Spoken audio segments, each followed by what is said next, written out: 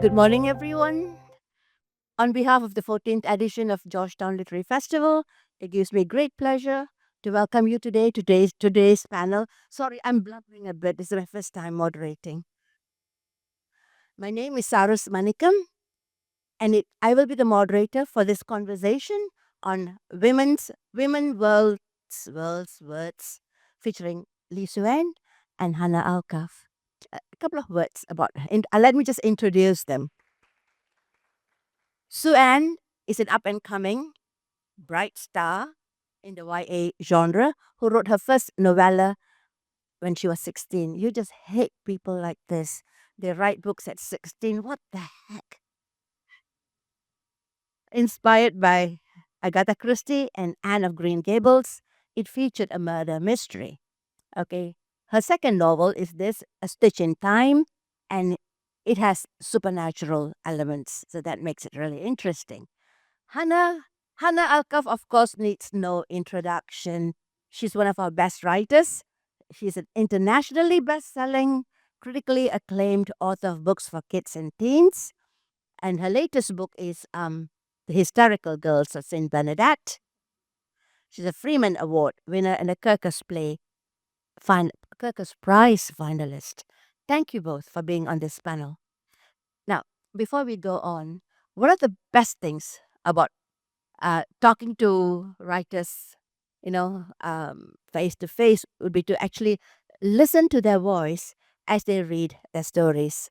So I'm going to invite both of them, Suen first, to read a little section from her story. But first, she'll tell you something about the story first. Suen, you go. Hi. Okay.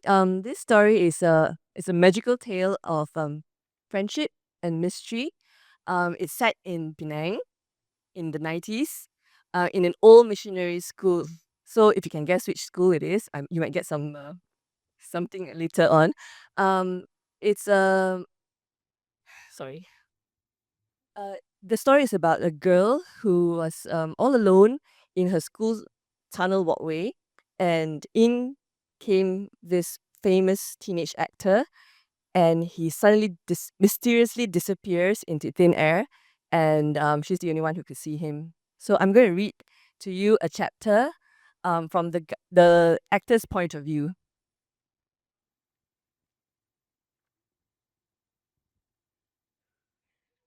Sorry, I'm a bit nervous, so yeah. All right. Gavin Lai had had pretty bad days. Like that year when he had foolishly listened to his agent and starred in that indie show by a producer that nobody had heard of. The critics were brutal and would have destroyed his career had it not been for the personal drama that followed a few months later. His motorcycle had been badly totaled, but he had managed to escape in one piece. Ironically, the whole accident had been so newsworthy that soon enough he was the talk of town again. Producers, casting directors, and talent scouts came knocking at his door once again. The next acting stints had been great successes. He had appeared on the front page of magazines, touted as the best local teen actor of the decade. Not only could he act, he was a wonderful dancer and sang splendidly. And of course, his fashion sense was impeccable, and he had a drop-dead gorgeous look that could launch 1,000 fan clubs. Needless to say, his career was on an amazing rebound. The Adventures of Peter Pumpernickel would have been his best performance yet, but then this little misadventure happened. First, there was the curious message that told him that the main cast was required to do some special warm-ups after lunch. The venue of the warm-up had been somewhat unexpected, but Gavin thought perhaps the acoustics in the man-made tunnel was unique, and besides, it was not the first time that the director had come up with some crazy last-minute ideas. He had reached the tunnel about 15 minutes late and had expected to find the practice in full swing, but there was only one other person there, and she was in her white and blue school uniform and was definitely not one of the cast members. He was quite annoyed. Why were the others late? He was usually the latest, but that was because he had so much on his plate. His hair had to look perfect, with the right dash of verve, a smidge of flair, a touch of badass. He never knew when the paparazzi would show up. And then there were the fans and the screaming girls that he had to entertain and autographs he had to sign. He sighed. Here he was, all alone in this unusual-looking tunnel, Well, almost alone. The schoolgirl did not even seem to be interested. Did she not know who he was? He had seen his posters all over the school. Surely she would have seen his face on the telly or magazines. He shrugged. Whatever. He sauntered to the front of the tunnel to see if there was anyone at the school hall where the play would be held later that evening. It looked empty. He checked the parking area. There was no sign of the director's car. That was it. The next time he saw his agent, he was going to ask him to order that portable phone he had heard so much about. All the important successful people had them. Mobile phones, those things were called. He had seen businessmen carry those gigantic tumbler-like phones, but newer models were now available. If you guys were around the 90s, you know what I'm talking about. He glanced at his yellow wristwatch. Wait, had the watch stopped? He tapped at it. He cussed under his breath. He remembered there was a huge clock tower somewhere in the school. Maybe he could see it from the other end of the tunnel. His long strides echoed through the tunnel. He had had enough of this tomfoolery. The wristwatch clattered to the ground. It must have slipped from his hand. He turned to pick it up, but it was gone. He frowned. This was seriously messed up. Did that schoolgirl snatch it up? He glanced at the corner where she had been sitting, but even the girl was not there anymore. His heart skipped a beat. What was happening? He could have sworn that he had seen her from the corner of his eye as he walked past her. There was no way she could have gotten up and left so fast. He reached the other end of the tunnel. He could not see the clock tower from there, but he could see the walkways leading to the classrooms and the canteen. Had someone pulled a prank on him? He was equally angry and amused. If it was a prank, he could not decide whether to give the prankster a big hand or a big punch to the face. He looked up. The clock tower was right beside the school hall. It was a massive white structure that stood tall, proudly overlooking the school grounds. At the top was a red-rimmed clock. Its ornate black hands stopped at 22 minutes past 2. The school gate was wide open before him. He stepped through the gateway, and then nothing. He stared before him. He was still inside the school compound. He blinked in confusion. He stepped through the gateway again and again, ended up where he was, right before the gate. No, what in the world was happening? This was not right. This was a dream, a freaky nightmare. He rushed through the gate with his eyes closed and shouted, "Ah!" He did everything he could think of. No matter what he did, he still ended up back inside. He made a mad dash through the school. He checked every classroom, the canteen, the assembly area, the gym, the tennis courts, everywhere, even the girls' washroom. The whole school was empty. He tried the back gates, they were locked. He stumbled upon a public payphone near the offices, but when he tried to pick up the receiver, the dang thing would not budge. He pulled with all his might until he fell over backwards. In defeat, he cursed at the phone, but it stared back at him tauntingly. None worked. He pulled at his hair and let out a crazed cry. This was definitely his worst day yet. Thank you.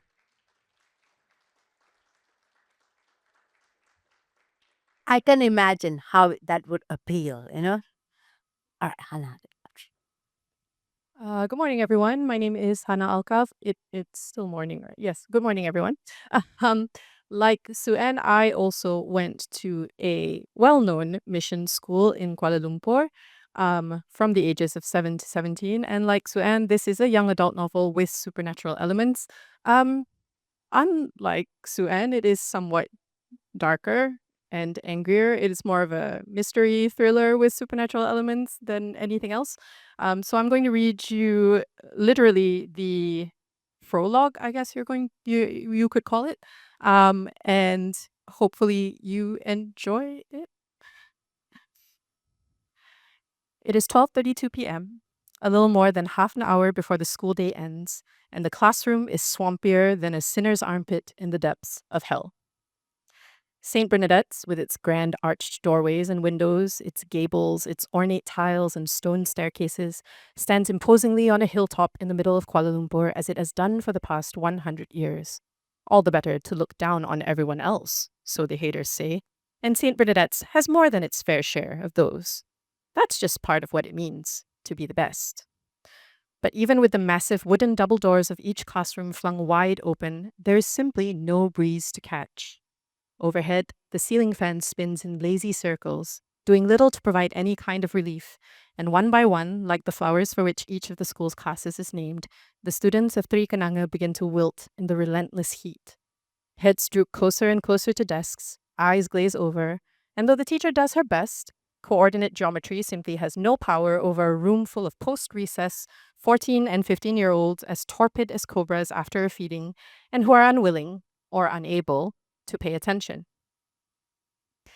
It is 12:47 p.m., and Mrs. Lee is trying to explain something about calculating the perpendicular when the first scream makes the students all nearly jump out of their sweat-soaked skins.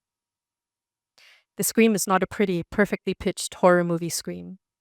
It is hoarse and low, and it shakes and skips as if whatever is causing it is forcibly strangling it out of the screamer, shaking it out of them in fits and starts. And the source of it is a girl sitting in the third row, 2 desks from the left. A thin, pale girl with a mop of unruly hair that she wears hanging over her face as if she's trying to hide from the world. A girl so new and so quiet that the others sometimes have trouble remembering her name, or that she's there at all. They will remember her now, though. Fatiha, Mrs. Lee shakes off her surprise and strides over to the girl's desk. This is not a normal Thursday occurrence, but Mrs. Lee has been teaching for more than 12 years now, and the range of normal is so wide in a school full of teenage girls that little phases her at this point. Fatiha, what is happening? What's wrong? Ayo, this girl. She has to shout to make herself heard because the girl known as Fatiha will not stop screaming. And the other girls, usually so eager for something, anything, to break up the monotony of the school day, begin to grow restless and fearful and uncertain. Because Fatiha's eyes are wide and staring, gazing up towards a specific spot in the corner of the ceiling as if fixed on something only she can see, something she desperately wishes she couldn't. Mrs. Lee, what do we do? Should I call someone? Teacher, maybe we can throw some water on her face. Teacher, please make her stop. The classroom erupts in confused commotion. Girls are covering their ears. Girls are trying to offer solutions. Girls are trying their best not to panic. Girls are panicking without reservation. Lily, who sits next to Fatiha, grabs Fatiha by the shoulder and shakes her so hard so that her head bobs back and forth, back and forth. Wake up, Fatiha, she yells. Stop it. Don't do that, Mrs. Lee snaps, frantic in her own helplessness, hands flapping uselessly in the air. You might hurt her. Fatiha's eyes roll back so that only the whites show. Her hands clench at the edge of her desk so tight that the knuckles are white, and it seems as if she may crush the wood into splinters. Her body shudders and blue-green veins bulge in her pale temples. And the girls of Trikananga have no idea what to do. Some stare, transfixed, unable to tear their eyes away. Some cannot bear to look at all, closing their eyes as if they can will the nightmare away. Some cry and some babble, and many just stand, silent and bewildered and helpless.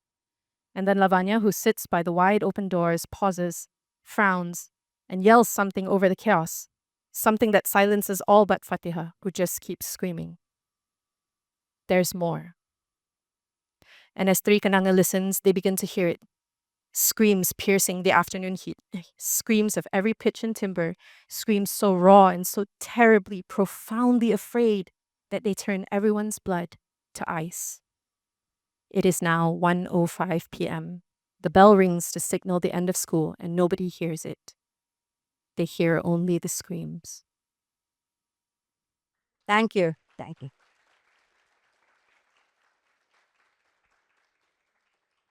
I don't know these schools. I don't know these writers. You know, when I was young 100 years ago, we used to read Enid Blyton and, Anne of Green Gables, Hardy Boys. Okay, what are young people reading now? I just want to ask you, there's definitely been a shift. So why do you think young people are going for ghost stuff, vampire stuff, and this kind of this kind of books as versus Enid Blyton, Anna Green Gables, and nice stuff like that. Yeah, you. Sure. Uh, I'm not sure that it's accurate to say that teenagers aren't looking for the nice, wholesome stuff anymore. I too grew up on things like Enid Blyton and Roald Dahl and Narnia and all of these types of books. But I do think the shift is in teenagers and young adults in particular looking for books and works that really reflect their own experiences, their own lived experiences, their own backgrounds, and their own lives. And so we're living in a time where there's a boom in YA where you are able to find more diverse stories and more stories that reflect very specific experiences. And I think that can only be a good thing. It doesn't erase the other authors that we read that exist and that are still widely available. Enid Blyton is still on the shelves. Roald Dahl is still Not on at the all. I shelves. mean, it won't erase at all. Of But course. but this thing is growing, and a thirst for ghostly stuff, horror stuff, a lot of horror, and so on. It's just very good. As you said, diversity. Um, I was just wondering. There seems to be a deliberate upward trend towards this. What do you think, Sven? Yours is a ghost story. Yes, but Come a love, you know. yes, and Yeah. it's pretty wholesome. So No naughty stuff. I noticed that. Yeah. A ghost can be wholesome too. wholesome ghosts. I think also because of our culture, there's so many stories about Pontianas and yeah, supernatural cultural stuff that we've grown up with. And I think a book s- it speaks of all these experiences and culture that we've stories that we hear when we are kids, when we are children. And I guess we've never had books written in English um about this until recently. And mostly they're in Bahasa Malaysia, and yeah, so Or maybe they're not accessible to us yeah, so correct, much. You know. correct. Okay, talking about the setting, both of you said your stories in schools, and both of you did say or you mentioned it as well, but you definitely mentioned it that your book was a love letter to your school. It was some love letter. No ghosts, horrible teachers, the ghostly clock tower, that kind of thing. It was a different kind of love letter, and yours too, you know. That's scary. I only read their books in the daytime, but then I'm a scaredy cat. I'm useless. So could you tell me something about this, using this school as a background, uh, as a character? Your school was a character in the novels as much as the other characters were, but it wasn't really a very kindly alma materish kind of thing. So when you start, Yes. So the story started in this in the quaint tunnel walkway in this school in Penang. Um, can anybody guess which school this is? no, right. Other than those who know me personally. Yes. So if you're in Penang, if you drive around Penang in Georgetown, you see this prominent clock tower. Yeah. So whoever who is studied in this school, right? They whenever you mention the clock tower, it will just bring back memory to them. So yeah, the clock tower is the main character, one of the main characters in the story, and yeah, the characters, the cast of characters, the girls, the teachers, of course, they are also a mishmash of people I've known, my own experiences as well. Hello? Yeah, I guess it is strange to write something so dark and angry and call that a love Love letter letter, to yeah. your school days. But one of the things that I tried and hope comes through in the book is that sense of camaraderie and sisterhood that exists between the girls that go there and the sense of belonging that they feel to the school itself. Because I think it's a thing that's difficult to articulate, but if you went to this type of school, I think you can understand the feeling of you belong to it and it belongs to you. And it doesn't mean that every day in there was good, and it doesn't mean that every person you met there was good and that all your days were happy and wholesome, because life doesn't work like that. But it meant you had a place to belong and you could feel that it belonged to you. And that was the love part that I tried to bring out in those pages. Yeah, that sense of belonging as well as loyalty, and yeah, it's your home, and that came up across quite strongly. The teachers came across rather badly. They were wretched people, you know, very Not all of them. yeah, but they were not remarkable. They didn't really stand out. The school stood out. You know, the school stood out as a character far stronger than the teachers and so on. Um, just to stop here for a bit and ask about something entirely different. Uh, mission school. Um, how did your cultural background impact the story? You know, impact what you wrote about. Did you, as a no mission school, um, Christian, uh, colonial, and it carried with it so much of history, loyalty, belonging, love. You know, and when you wrote this story, leaving the school aside, it was also a love story about a girl who was not interested in this boy. We know that story, you know, not interested, and then they like each other. And yours was different, you know, it was rather different. But did your this whole setup, the whole background, this whole setting, this did your culture in any way impact, or did it not? Because I would ask the same question to Hannah, and I'm sure it did impact. So In a way, it does. I guess when I was young, I would read Enid Blyton, Nancy Drew, Agatha Christie, and when I'm in school, because of the British um uh cultural sorry the architecture in school and all, it kinds of I feel like I'm there in the book. So just one question: how many of you went to mission school? Right. So you would know what she's talking about, you know? Yeah. so yeah. So I guess in a way it's sorry, lost my train of thoughts. Cultural impact, yes. Yeah. So I guess not only that, I guess in a way my book not only was not only influenced by the British heritage and architecture and all. There's also a lot of my own experiences and childhood culture and yeah, like there's a mishmash of Hokkien, English, Bahasa. Um, like my husband mentioned earlier, the roti man was featured as well. Yeah, that it's a mishmash of not just British. They all appear. Correct. Everything. Yes. Yes. Right. I'm going to ask you the same question a little bit later, but I want to talk about the main character in your novel, Khadija. All right. She's an for those of you who haven't read the book, she's this enormously resilient girl who found her voice only when she stepped beyond her trauma. Okay, and I'm so aware that you talked about sexual assault and other trauma in an absolutely sensitive way and caring way. Tell us more about Kad and why you crafted her. Why was she such a necessary character, main character? Oh, okay. So I guess we'll just walk right into this discussion of trauma on a Sunday morning. Cool.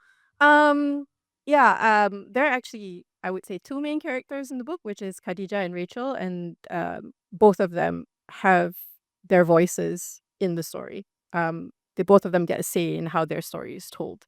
Um, and so much of the book is about finding your voice, when to use it, when to raise it, when to decide to do that, and you having the ability to decide that. It's taking back autonomy over yourself and your voice and how you speak up and how you use it. And the screaming is just kind of a vehicle for them to discover that. But I think writing Khadija and also writing Rachel, who is going through trauma of her own, poor thing, I put them through so much. Um, I think it's important because they're two very different girls who are experiencing trauma in very different ways. But I'm very conscious of the fact that I write for young people, and I want them to be able to see, as many people to be able to see themselves in the pages of that book as possible. And I want them to understand and take away this idea that trauma isn't a linear thing. The experience of trauma is not a linear thing. Recovery from trauma is not a linear thing. It can manifest itself in different ways. It can be experienced in different ways, and that all of those ways are valid. That there is no perfect way to be a victim, despite the world telling you that there has to be a perfect way to be a victim and withholding support and belief until you perform this ideal victimhood.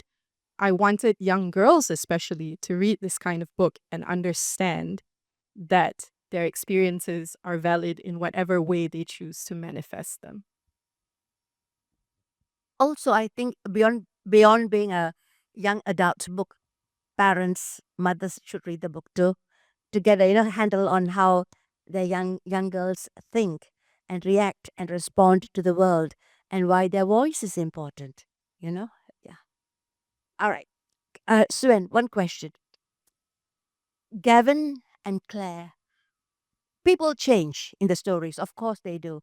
All right. Gavin and Claire are not the same people at the end. Um, More than Claire, it's Gavin who undergoes this change in his perspective, in his personality, in coming face to face in his in this to with the fact that he wasn't really a very nice person. All right, can you tell me something about this boy, young man? You know, the shift that happened only because he lost it. You know, he had to lose his life, his everything, as it were, before he found that he could reclaim it. I think in every in our lives, sometimes we have to go through trauma, hardship, accidents, even yeah, before we could even find our strength, our inner strength, and yeah, and be the better from it. Okay. Also, why was this shift was particular for Gavin? Uh, did he really? Did you really seek out to do that? Not really, to tell you the truth. When I started this story, um, it was just a okay. Maybe I should tell you an anecdote for okay. Um, uh, okay. To tell you the truth, I had a little experience long time ago. I was in my school tunnel walkway when this real life stage actor walked into sight, and yeah. So I ignored him.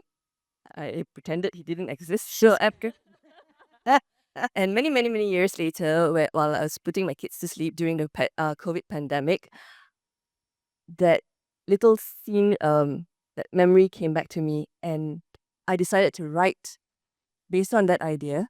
And somehow, cliched as it might seem, the characters actually took reign of the story. And yeah, Oh, that comes it- naturally to the yes, question we're talking about. correct, correct. Yeah. So if you ask me, did I plan this? No. Somehow it just, yeah, the story just came to Yeah. me, and the characters just came alive. We were talking just before this about how, as writers, in the process of writing, the characters surprise us. The story surprises us. We have every intention of taking the story along this particular line. We know how it will move. We know how it will hand, I know, go on and how it will end. And then those guys don't play ball. They refuse. Correct. So we're just talking about that. Yeah. Yes, yes. Do you want to talk about that as well? About my wayward characters? Sure. Yes, characters sometimes behave in ways that we don't plan for them to behave. They take detours and left turns where you kind of wanted them to turn right. Um, and now you have to understand that I am a person who loves to plan in all aspects of life, but also in storytelling.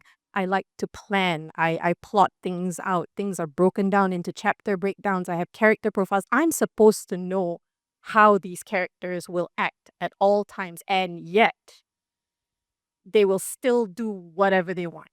Um, so I have learned to let go a little bit of the plans and go along with where they want the story to go. Um, but I do change I do change the roadmap to reflect that so that I still have a plan. Your girl cannot be without a plan. I'm just saying. It's very scary to be writing into the unknown. I do that all the time. Yeah, no, I can't do it. It gives me so much anxiety. But yeah, I think for me at least, I still need the plan. I still need the plan, but I have learned sometimes to let the characters take the lead and show me what they want to show me, and I found that that can only enrich the story and make it better, if I allow them to wander a little bit and then rein them back in, because you can't keep doing that. May I bounce that Yeah. question back to you? Do Me? your characters? Oh, okay. I'm not a I'm not at all in any way controlling, but I do like them to do what I wanted them to do. They never listen. They never ever listen. And if I say no, this is the way it's going to be, then as a writer I find that the story just falls flat.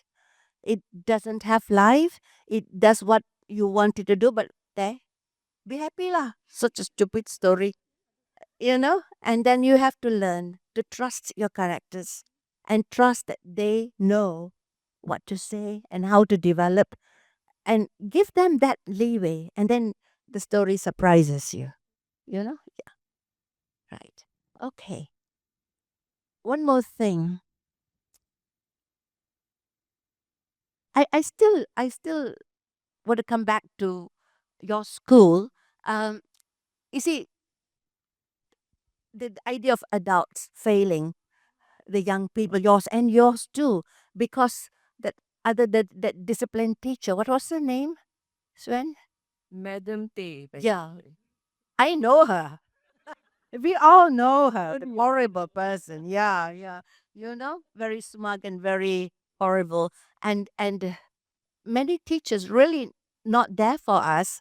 And what was remarkable in your stories was that the girls were there for each other.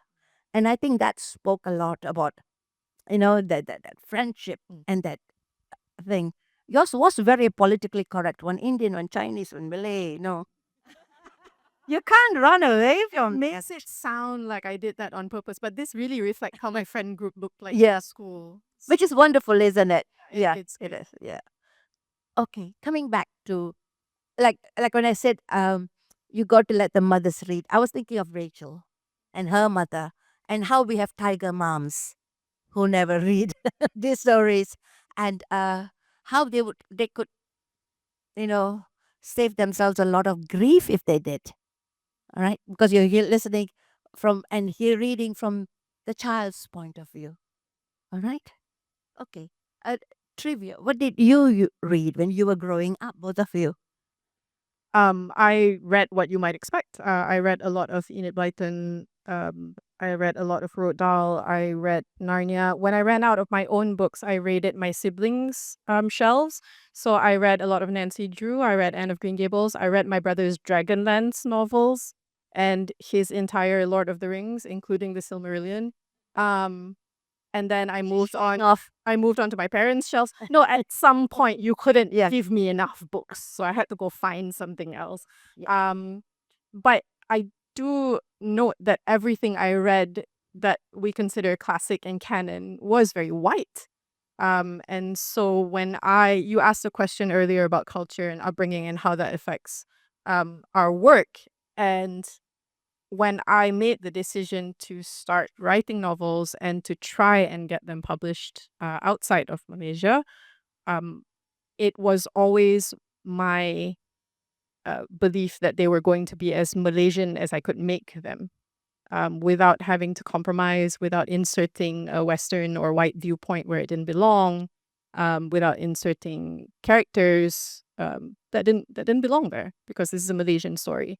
And so that's that's how my entire shtick is writing Malaysian stories. And every story that I write has pieces of my upbringing and my own experiences in it for that reason. It's sort of a militant stance that I take, that you will take this very Malaysian story and you will publish it in America and you will get it read. Like that's kind of why I do what I do, because the canon that I grew up with was so white, and I wanted my children to have options that reflected who they were and where they grew up and the people around them, the environment around them. I wanted that for them. I just want to ask, because we did talk about what you used to read. Talk about cultural impact. Did you ever wonder, both of you, about, gosh, what if my mother read this story? What would she think? You know, we all have that kind of fear. What would my dad say? What would my kids say? Mom, ooh. My kids love it. Yeah. My son has read both my books. My father has read all my books, and he's right there. So you could probably ask him if you wanted to hand him a mic. Both my parents read all my books. Um, I am one of those cliche authors who is like, I would love for everybody I know to buy a copy of this and then pretend that they have never read it and never talk to me about it. So my dad will read, my parents will read the books, but and my husband will read the books, and I have to tell them, don't tell me what you think. I'm going to pretend you're not reading them. Yeah. Hope you like them. Never want to hear about it. Yeah, I only want to hear good reviews. No, I don't want to hear a thing. I'm like, we'll just pretend that this never happens. Yeah. If they do read all of them. It's also about courage, because if you call yourself a writer, then you got to put yourself out there, warts and all, Yeah, and let exposing people of read. vulnerabilities Yes, and traumas and read who you losses. are and what you are, Yeah. and still stand and say, this is what I write. Otherwise, how can you call yourself a writer? Okay.